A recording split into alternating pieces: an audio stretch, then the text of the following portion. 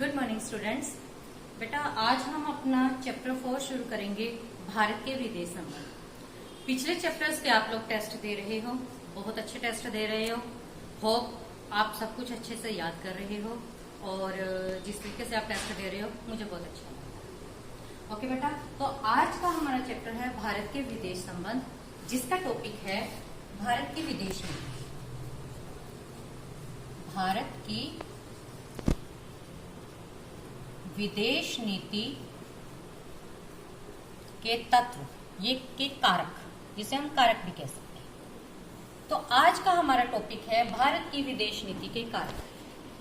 अब पहले मैं आपको ये बताना चाहती हूँ कि विदेश नीति क्या होती है। बेटा, एक स्वतंत्र राष्ट्र दूसरे राष्ट्रों के प्रति जो नीति अपनाता है उसे हम विदेश नीति कहते हैं।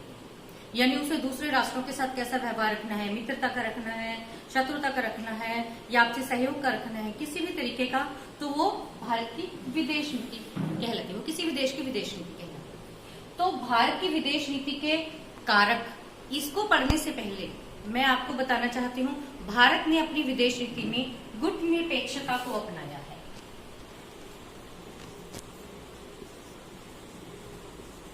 गुटनिरपेक्षता, भारत ने अपनी विदेश नीति में गुटनिरपेक्षता को अपनाया है। इसका मतलब क्या है? इसका मैं थोड़ा सा कंक्लूजन आपको बताना चाहती हूँ कि बेटा, जब भारत स्वतंत्र हुआ 1947 में, उससे पहले पूरे विश्व में 2 विश्व युद्ध हो चुके थे। प्रथम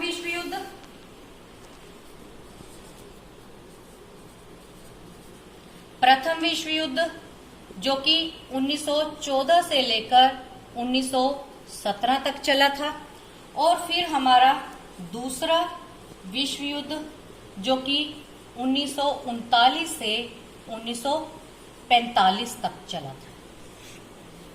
ये 2 विश्व युद्ध हुए। इसके बाद भारत स्वतंत्र हुआ, लेकिन तब तक जो पूरा विश्व था ये 2 गुटों में बदल चुका था, जिसमें एक गुट अमेरिका था, दूसरा सोवियत संघ था। अब ये गुट कैसे बने? बेटा, द्वितीय विश्व युद्ध में जब जापान ने अमेरिका के ऊपर आक्रमण कर दिया और जर्मनी और उसके सहयोगी देशों ने सोवियत संघ के ऊपर आक्रमण कर दिया, तो दूसरा विश्व युद्ध स्टार्ट हो गया। अब अमेरिका ने तो जल्दी जल्दी युद्ध समाप्त कर दिया। कैसे? अमेरिका एक परमाणु शक्ति संपन्न देश बन चुका था। उसने जापान के 2 शहरों हिरोशिमा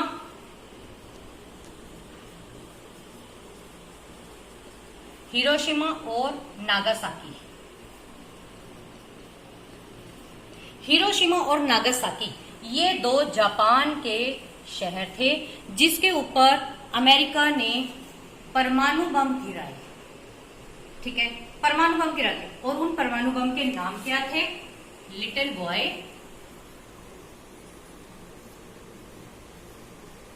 बॉय और फैट मैन।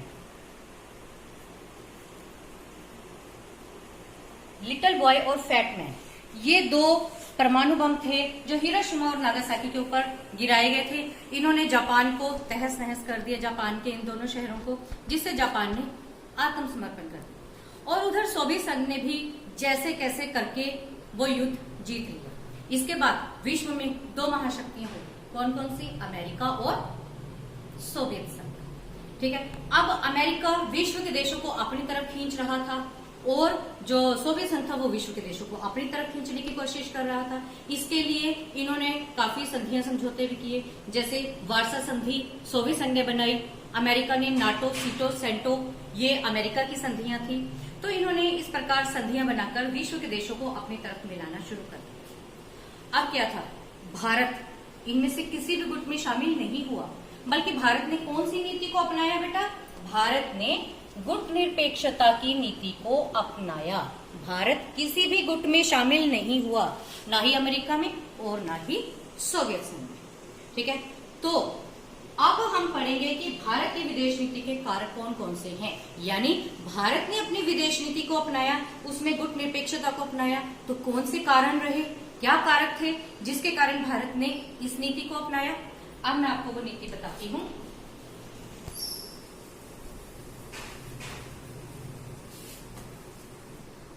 तो बेटा इसके लिए दो प्रकार के कारक होते हैं। पहले कारक हैं आंतरिक और दूसरे प्रकार के हैं, ये पहला प्रकार था, दूसरा है बाह्य प्रकार के कारक। ये दो प्रकार के कारक हैं जिससे कि हम भारत के विदेश नीति को, यानी कि भारत के अंदर कैसी परिस्थितियां थी कि जिसके कारण हमने गुटनिरपेक्षता को अपनाया, या भारत के बाहर की परिस्थितियां कैसी थी जिसके कारण हमने इस नीति को अपनाया। तो पहले हम इसकी करेंगे आंतरिक परिस्थितियां, जिसमें हमारा फर्स्ट पॉइंट आता है भौगोलिक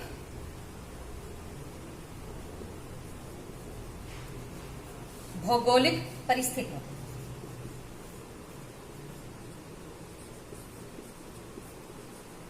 भौगोलिक परिस्थितियां, अब हमने देखना है कि भारत की भौगोलिक परिस्थितियां किस प्रकार की थी।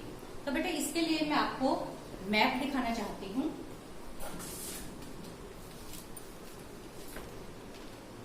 ये मैं आपको मैप से समझाऊंगी। भारत की भौगोलिक परिस्थितियों को देखने के लिए देखो बेटा, ये है भारत का नक्शा। इसमें ऊपर वाली साइड आता है नॉर्थ, इस तरफ आता है ईस्ट, इस तरफ है वेस्ट और नीचे की तरफ होता है हमारे साउथ। तो ये थे बेटा हमारे north, east, west and south. अब नॉर्थ की तरफ जो भारत है उसमें बेटा चारों तरफ हिमालय पर्वत और उसकी श्रृंखलाएं हैं, यानी कि हमारा नॉर्थ सारा पहाड़ों से ढका हुआ है और भारत एक तरफ तो हिमालय पर्वत से और बाकी सारा तीनों तरफ से समुद्र से घिरा हुआ है। इधर बंगाल की खाड़ी आती है, नीचे हिंद महासागर आता है और इस तरफ अरब सागर आता है। भारत इस तरह से भौगोलिक परिस्थितियां भारत की हैं। अब भारत ने गुटनिरपेक्षता की नीति अपनाई, क्या कारण रहा? जो चाइना है, ये है बेटा चीन, ये है चीन। चीन साम्यवादी व्यवस्था को अपनाए हुए है। चीन के ऊपर वाली साइड आता है रूस। रूस यानी सोवियत संघ। जब सोवियत संघ का बेटा 1991 में विघटन हो गया था और वो छोटे छोटे गणराज्यों में बट गया था, तो उस समय उसकी जो विरासत थी सोवियत संघ की, वो रूस को माना जाता है। ठीक है, तो चीन से ऊपर आता है रूस। ये दोनों साम्यवादी देश हैं। ठीक बात। पश्चिम में हमारे पास, पश्चिम की तरफ हमारे पास आता है पाकिस्तान। पश्चिम की तरफ पाकिस्तान आ गया हमारे पास।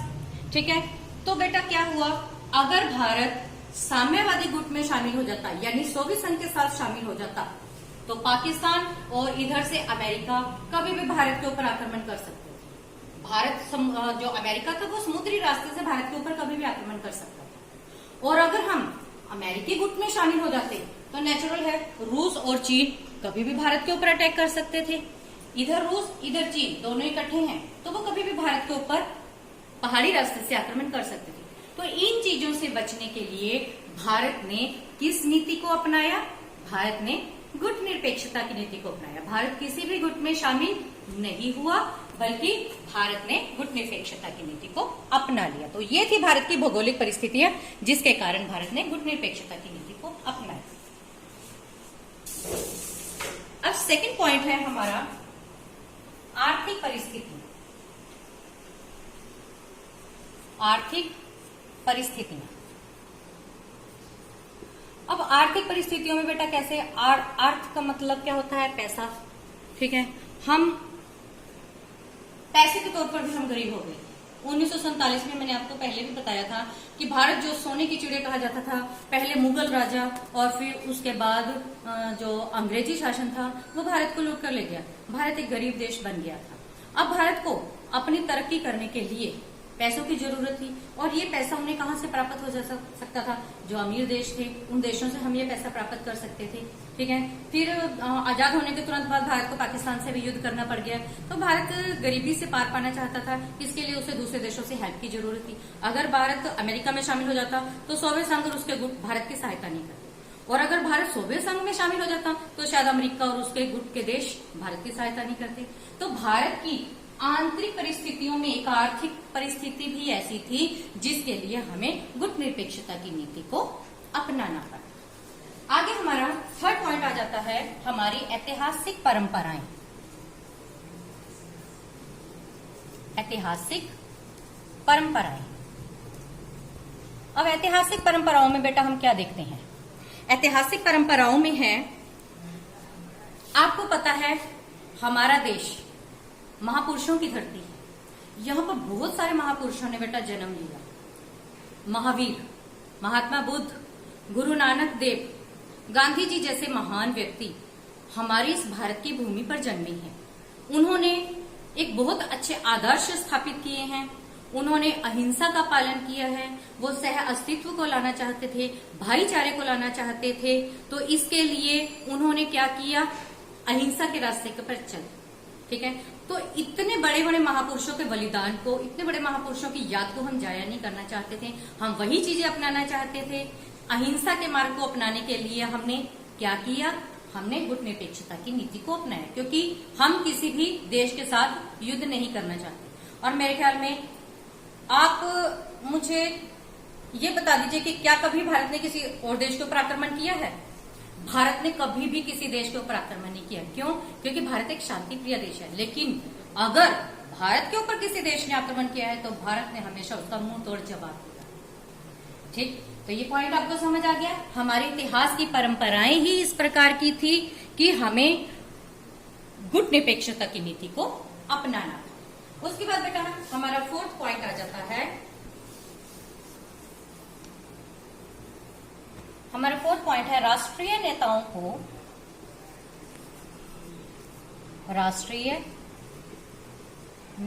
को प्रेरित करने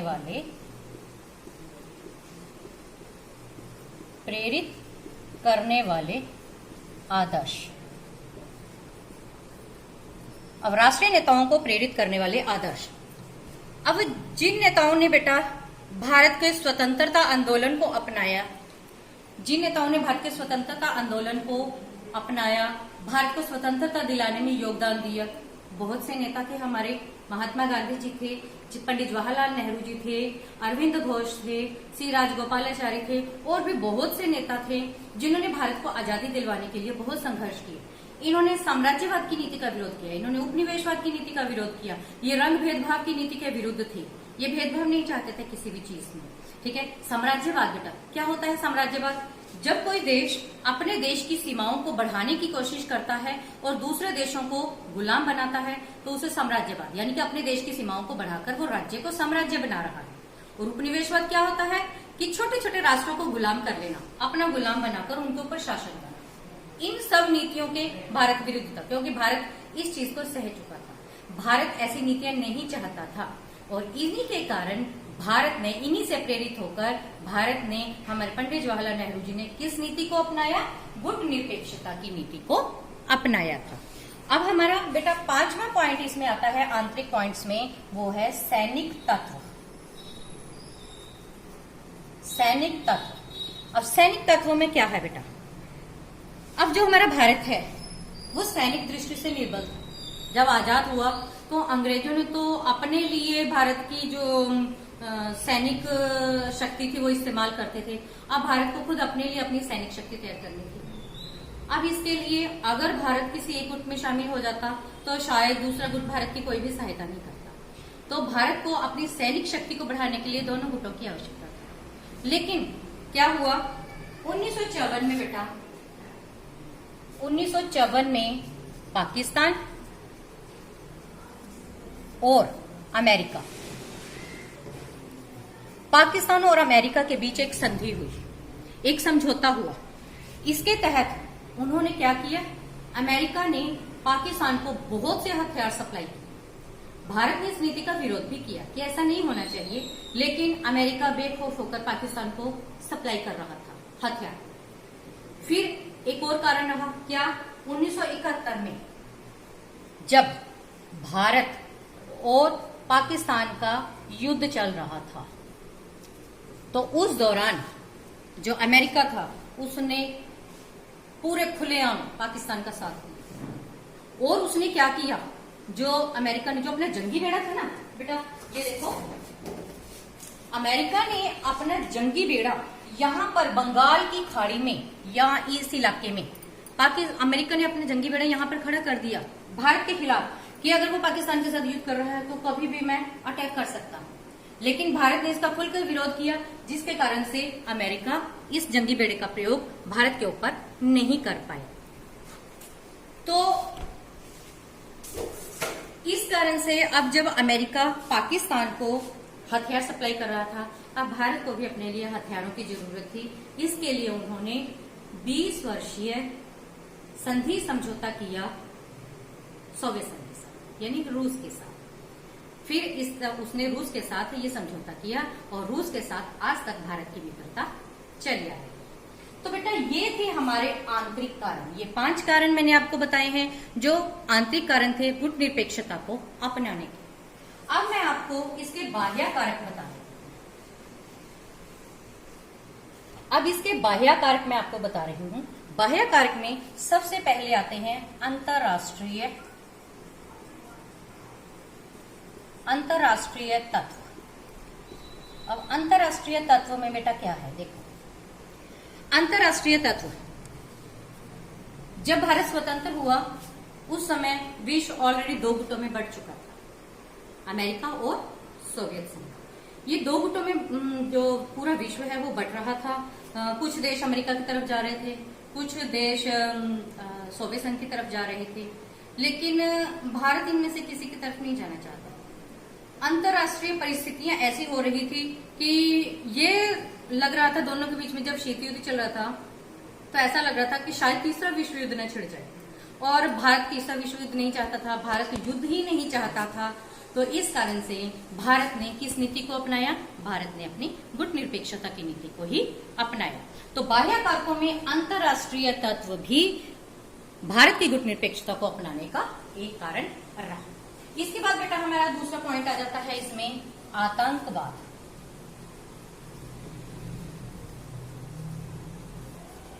आतंकवाद बेटा, आतंकवाद से आप सभी वाकिफ हो।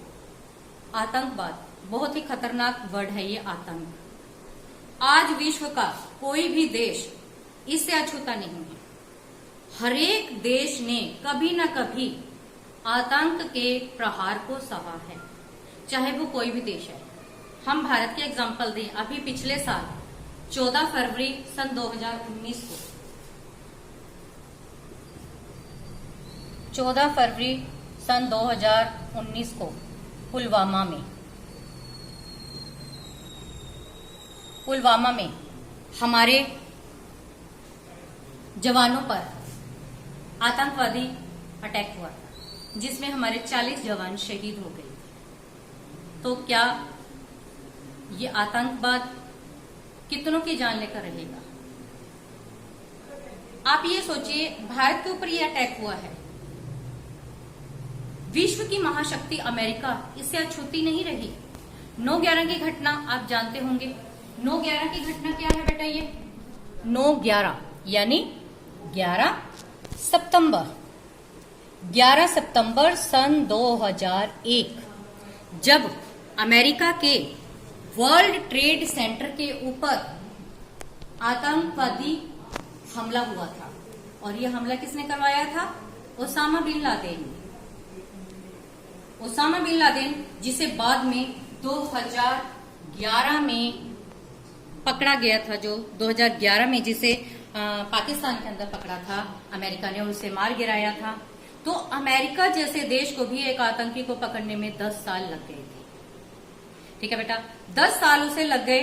तो अब क्या बेटा, ये आतंकवादी घटना से निपटना किसी एक देश का काम नहीं है, बल्कि जब तक सभी देश इकट्ठे नहीं होंगे, सभी देश आपसे सहयोग नहीं करेंगे, तब तक नहीं हो सकता। तब तक आतंकवाद को खत्म नहीं किया जा सकता। भारत ये जानता था, इसलिए भारत सबको एक रखना चाहता था और भारत ने गुटनिरपेक्षता की नीति को अपनाया। अब इसका थर्ड पॉइंट है हमारा बेटा विश्व शांति। विश्व शांति, भारत हमेशा से विश्व शांति का समर्थक रहा है। भारत ने हमेशा से ही ये सोचा है कि जहां तक हो सके शांति कायम की जाए। सिर्फ भारत ही नहीं, पूरे विश्व में शांति होनी चाहिए, लड़ाई झगड़ा नहीं होना चाहिए। हमारा भारत परमाणु शक्ति संपन्न देश है, लेकिन फिर भी भारत ने ये कहा था, हालांकि हम परमाणु शक्ति संपन्न बन रहे हैं, लेकिन ये परमाणु हथियार बनाने का हमारा मकसद अशांति फैलाना बिल्कुल भी नहीं है, बल्कि हम शांति फैलाना चाहते हैं। ये जो हमने परमाणु बम बनाए हैं, ये सिर्फ हमने अपनी शांति के तरीकों में प्रयोग करने के लिए बनाए हैं, हमने अपनी ऊर्जा शक्ति को बढ़ाने के लिए बनाए हैं। तो भारत ने अपना पहला परमाणु परीक्षण कहाँ किया था?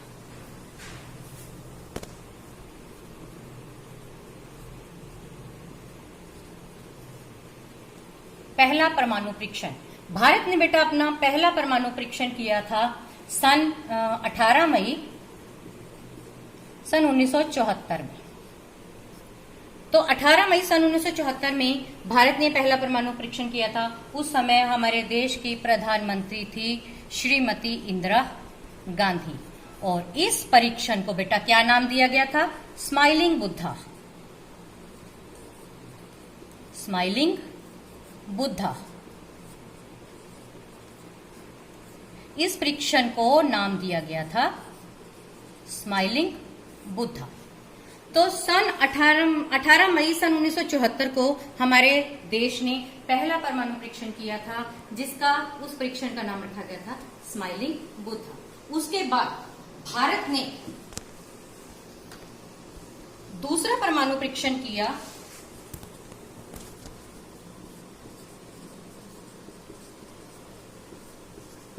दूसरा परमाणु परीक्षण भारत ने 11 और 13 मई को 1998 को 11 और 13 मई 1998 को दोबारा से राजस्थान के पोखरण जिले में परमाणु परीक्षण किया गया, और उस समय 5 परीक्षण किए गए थे। ठीक है। और बेटा उस समय हमारे देश के प्रधानमंत्री थे श्री अटल बिहारी वाजपेयी। उस समय हमारे देश के प्रधानमंत्री थे श्री अटल बिहारी वाजपेयी।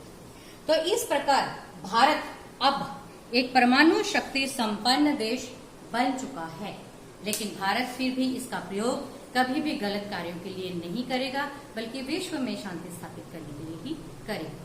तो बेटा आज मैंने आपको टॉपिक बताया था कि भारत ने अपनी विदेश नीति में गुट निरपेक्षता को अपनाया, तो उसके आंतरिक कारण क्या रहे और उसके बाह्य कारण क्या रहे। आंतरिक परिस्थितियों के कारण और बाह्य परिस्थितियों के कारण ही भारत ने अपनी इस नीति को अपनाया था। होप आप सबको ये टॉपिक समझ आ गया होगा बेटा।